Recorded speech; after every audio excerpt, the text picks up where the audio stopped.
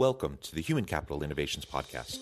We're your source for personal, professional, and organizational growth and development, where we share original research, explore industry trends, and interview executives and thought leaders from across the globe.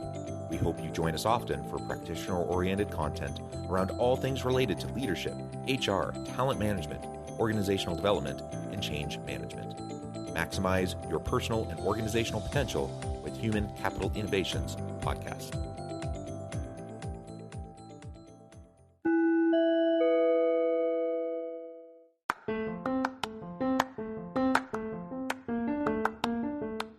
If you enjoy the Human Capital Innovations Podcast, enjoy ad-free listening by going to the Patreon page, and please consider contributing even at the producer or sponsorship level. And please leave a review. Thank you for your support.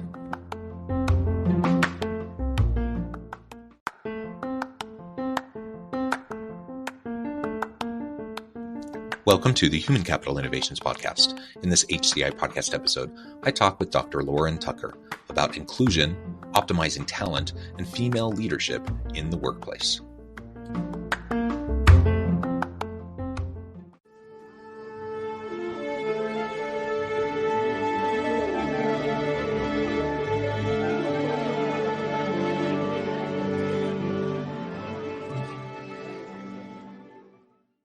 Lauren Tucker, welcome to the Human Capital Innovations Podcast.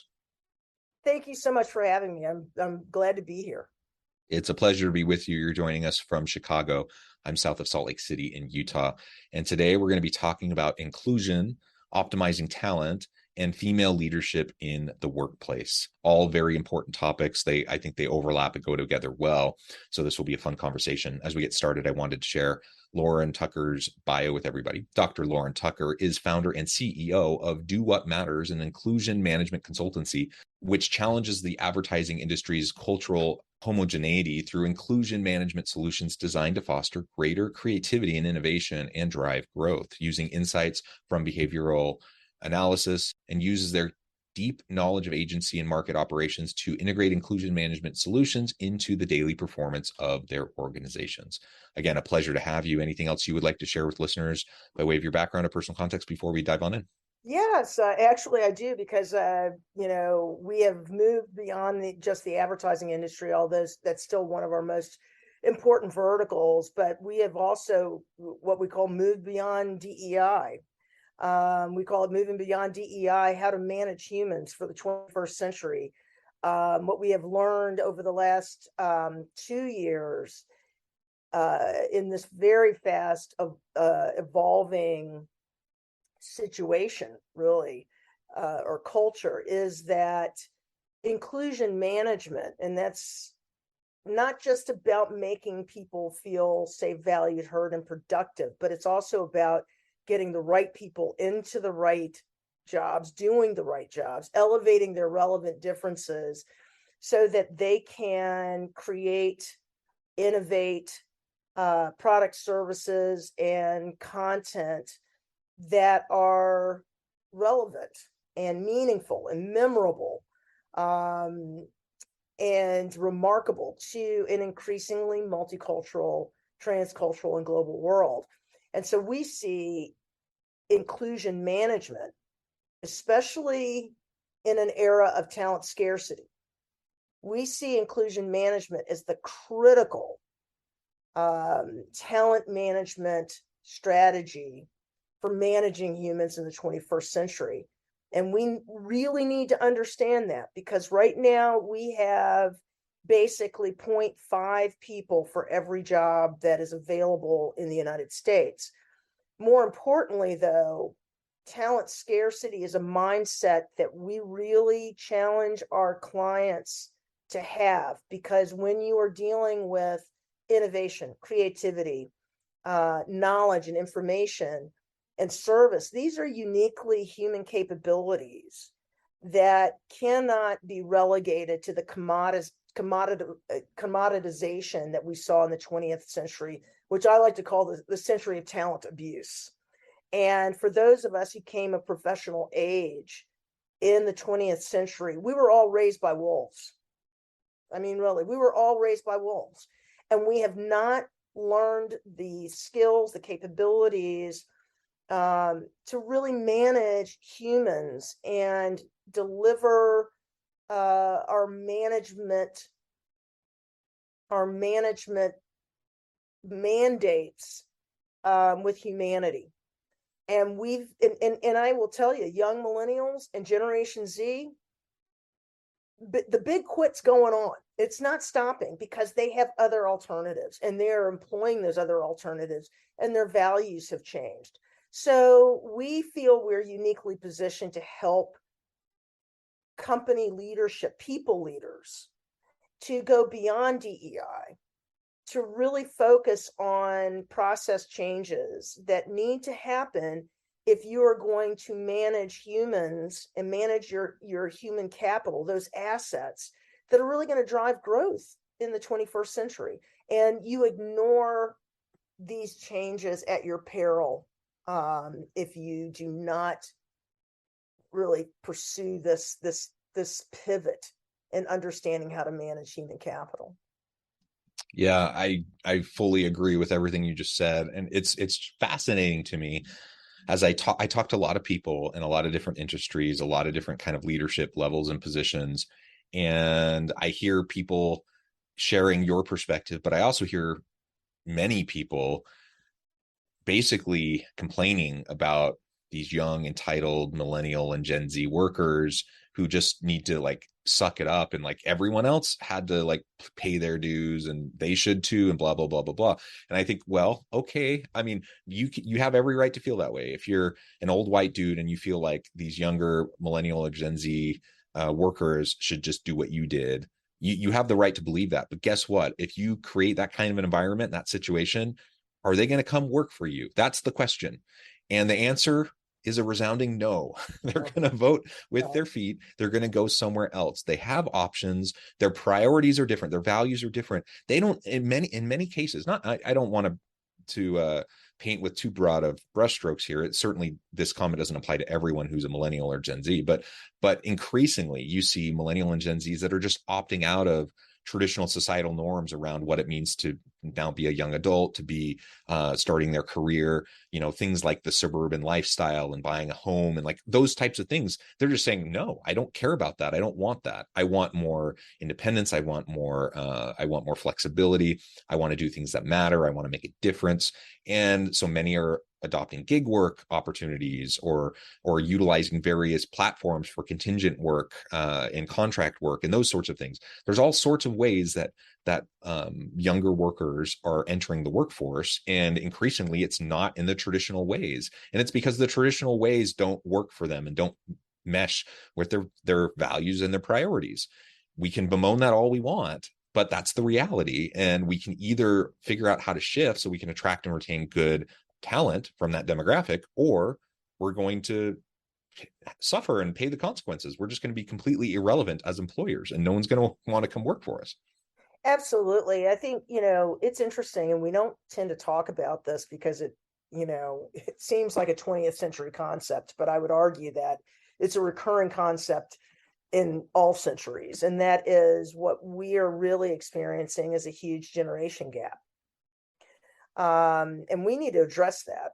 And the boomers who grew up in the greed is good in 1980s and 90s, where accumulation of things was everything, and kind of bastardizing even the values of their parents, which were, I want to make sure my kids have a better life than I do, right? That was, my father was in World War II, and it was really about, I want to make sure my kids have a better life than I did. This is an opportunity to do that. I'm going to work hard to take care of my family. I think in the 80s, 90s, and early 2000s, it became about, I want to, whoever has the most toys wins, and whoever's kids has the most toys wins. And it became a soullessness that I think by the time we got to 2008, many of those kids saw their parents' house of cards fold, right? That just fell down. And that is probably pivotal as it was for my dad living through the Depression. And I think it structured expectations of life, of values, what work really meant, that loyalty. We knew way before 2008, right? The mergers and acquisitions that happened in the late 90s, early 2000s left a lot of people out of jobs, no loyalty. And so these kids grew up with an idea that, okay, work should probably not play as big of a role, not to say that it shouldn't be meaningful, and I'm not going to allow people to tell me that I'm saying that. It's not that work isn't meaningful. It's that they require meaningful work, and meaningful work is defined differently. Either they need to feel they're part of a higher purpose, that they're in an organization that appreciates them, that recognizes them. We know this from the data, like tons of data that's out there. We collect that data with our partners at Talent Keepers, but you'll see that data being collected, globally by places like Gallup and McKinsey. We all know it. I don't know how many more data points you need to see, right? That work needs to be meaningful, but that how they define meaningful work is either I feel a part of something that's bigger than me, which means companies need to do a better job at defining, even if they're making widgets, what role do these widgets play in people's lives, et cetera, et cetera. They need to be more thoughtful and intentional about defining what that means. Or the meaningful work is whatever allows me to live my life on my terms. So, and with young folks who are people of color, and particularly African Americans, a lot of what they are doing is entrepreneurship. I'm investing in my education. And for these folks who are under the age of 25, when they can't run for office, at least in the United States, or they can't run for Congress, and they don't feel their votes count, creating companies that provide generational wealth, getting that education, these become inherently political acts. This is where they start to exercise their political power. Somebody who does this really well is somebody like, Shaquille O'Neal. Everybody, there are a lot of people that poo-poo him. He's on every ad. You get tired of seeing him sometimes. But what's really interesting about Shaquille that kind of differentiates him from LeBron, not saying one is better than the other, but Shaquille's just gone out. He's on boards. He's invested in his own advertising agencies. He's taken influential positions in companies because his goal here is to invest in underserved communities, or to at least control companies where they have had egregious incidents that have articulated racist policies. And he's just saying, okay, I got the money and the intelligence and the education, and I'm going to change these things. That's an inherently political act. So I think boomers dismiss these dramatic changes. Boomer leaders dismiss this at their own peril. And don't get me wrong, I am a boomer. I'm a trailing boomer. But I will say that in some ways, and I think this is part of the African American, especially African American female experience, is that our identification with generations is quite fluid. We have to do whatever we can to hustle, especially as a Black woman. I have found how difficult it is for Black women to get the kind of championship they need. I got many coaches, people want to tell me how to act and how to talk. I got plenty of cheerleaders on the sideline hoping I'll win. But finding champions that get in the game and spend that cultural, social, political, and fungible capital, right, to help you make the plays that help you get to the goal line, very difficult to do.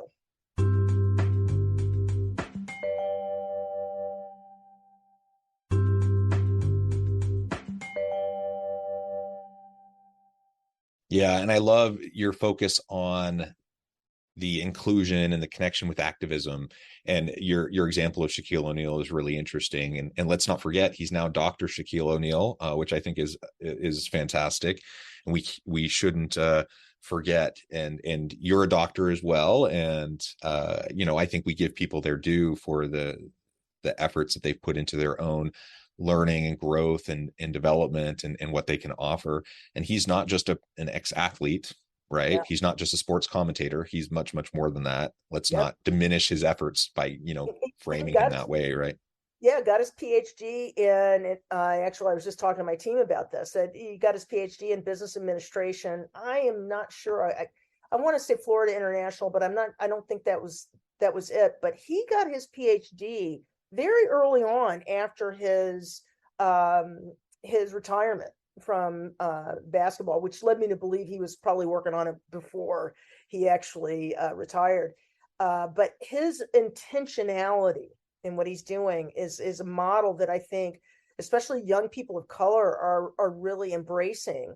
And you're seeing this, there's that show called The Sweet Life with Issa Rae, I think, where again, young people of color, young African Americans are investing in businesses in Compton, in Los Angeles. We see it here in Chicago, an embrace of the pathways to success that are still offered by education and starting your own business.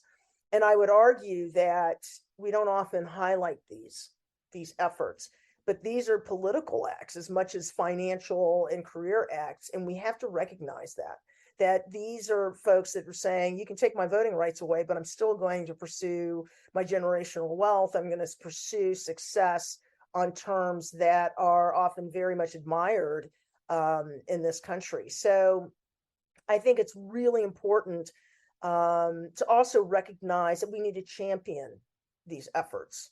We need to get in the game and help them win.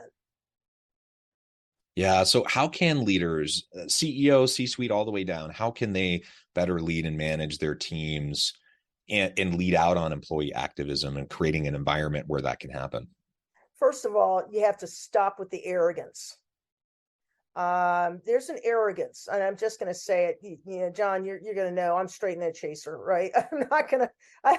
Many of my own team kind of worries somewhat a bit on my unfiltered. I try to be respectful, but there's just times when I just have to say it. There's an arrogance that needs to be abandoned. And abandon the arrogance that comes with power, but stop abdicating the responsibility that comes with power.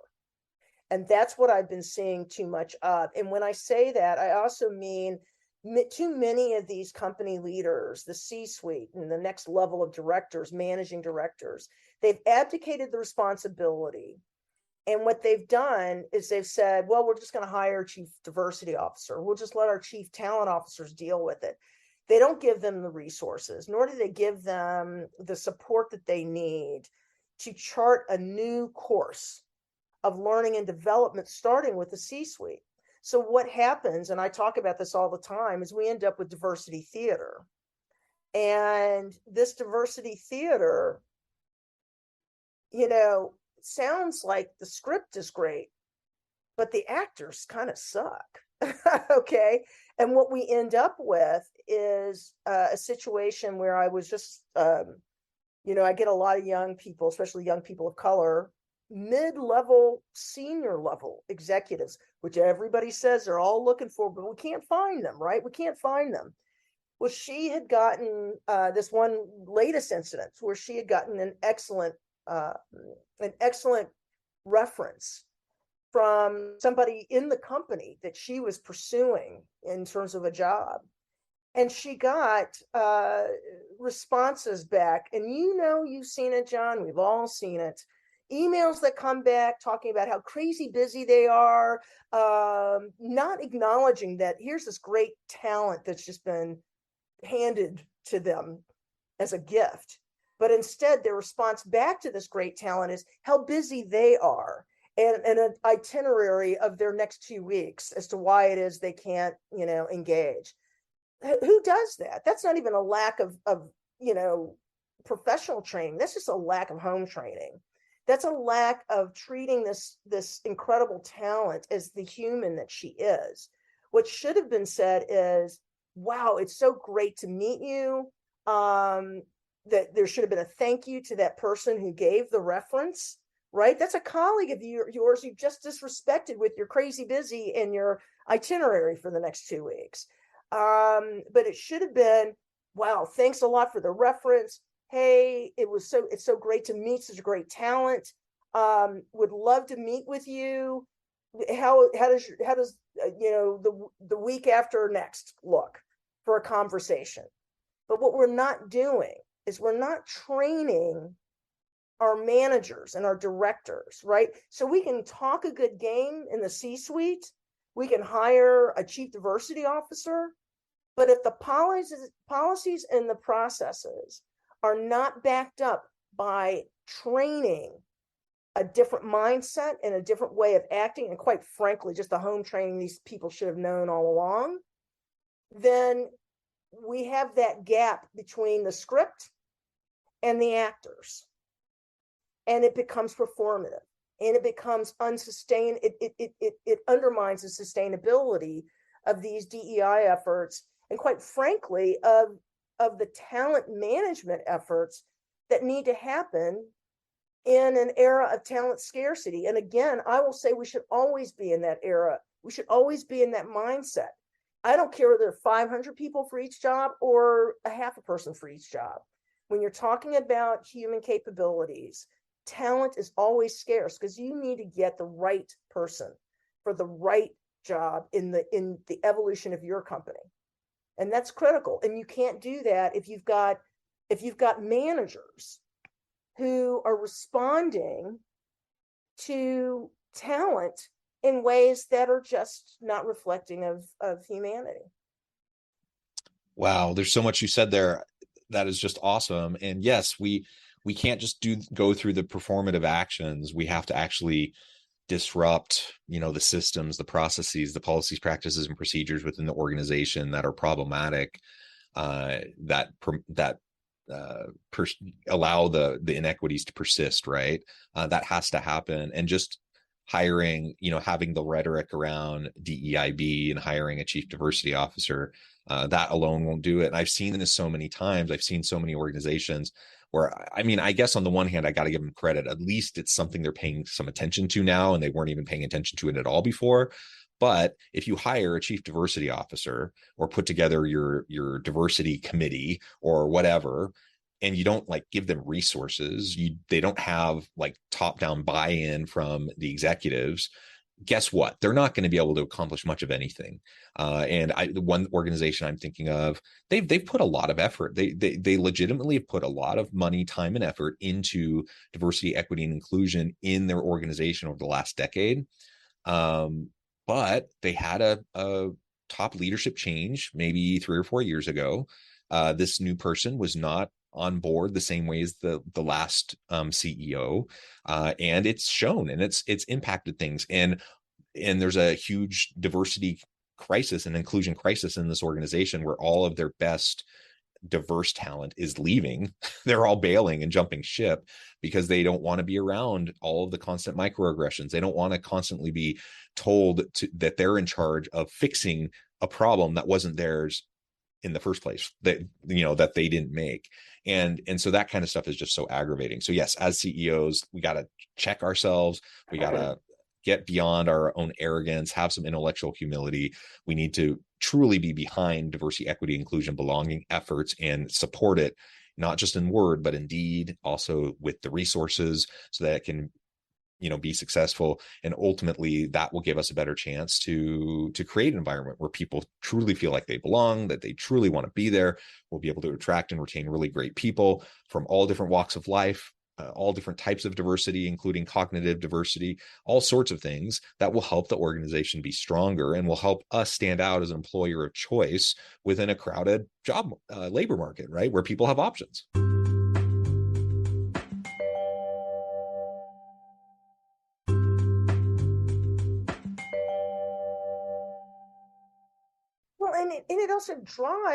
It also will drive revenue. Talent is your engine of growth.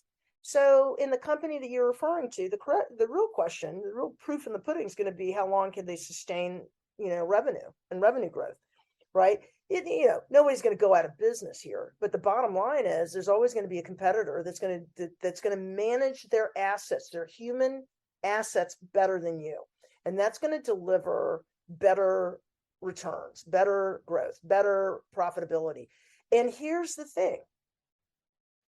CEOs and COOs that do not understand this, ignore this at their own peril. So that's the reason why we focus on helping companies implement new processes for managing talent.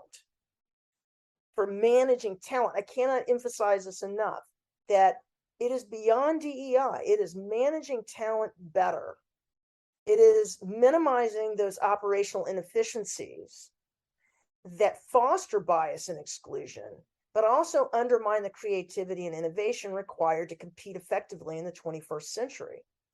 And that means not only just changing the processes and the systems that are inefficient, right? That's what we focus on. We don't talk about white fragility and white supremacy. We talk about operational inefficiencies that are dragging down your business.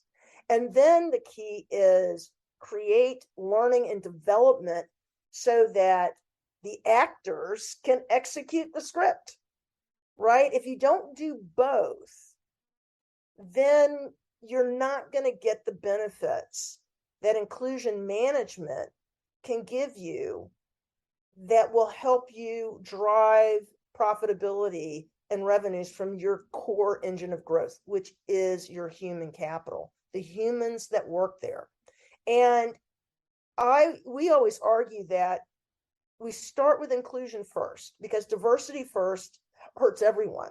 We talk about start with inclusion first. Get your house in order. Get your culture to reflect the intentions of your leadership. But more importantly, get your culture trained up in the kinds of efficient talent management operations that are needed in order to grow and drive growth and sustain it in the 21st century. And what happens to people of color, to people who are not of the majority culture, they're the canaries in the coal mine.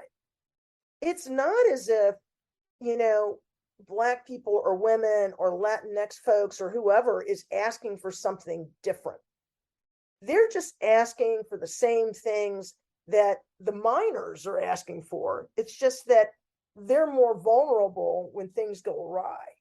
They're the canaries. They're the ones that die first, right? But the miners aren't doing so great either.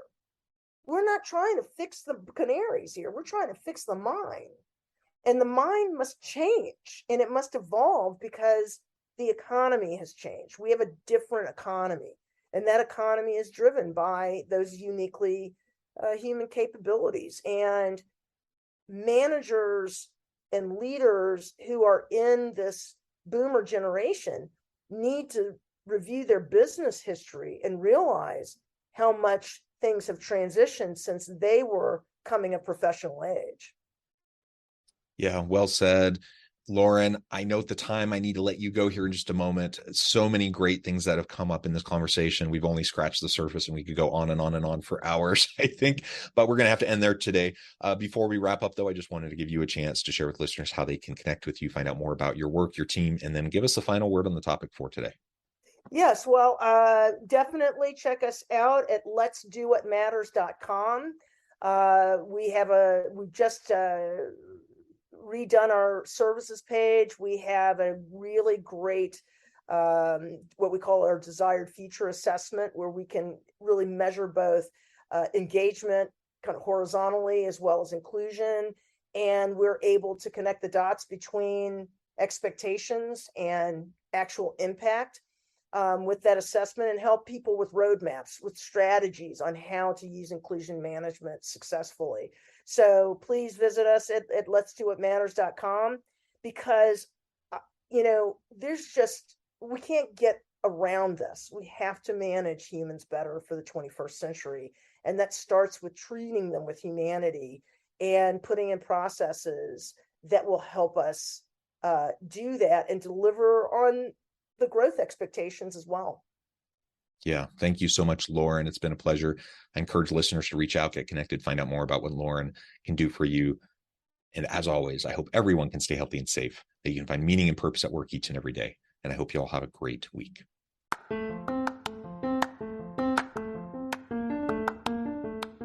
Do you enjoy the Human Capital Innovations podcast? Enjoy ad-free listening by going to the Patreon page, and please consider contributing even at the producer or sponsorship level. And please leave a review. Thank you for your support.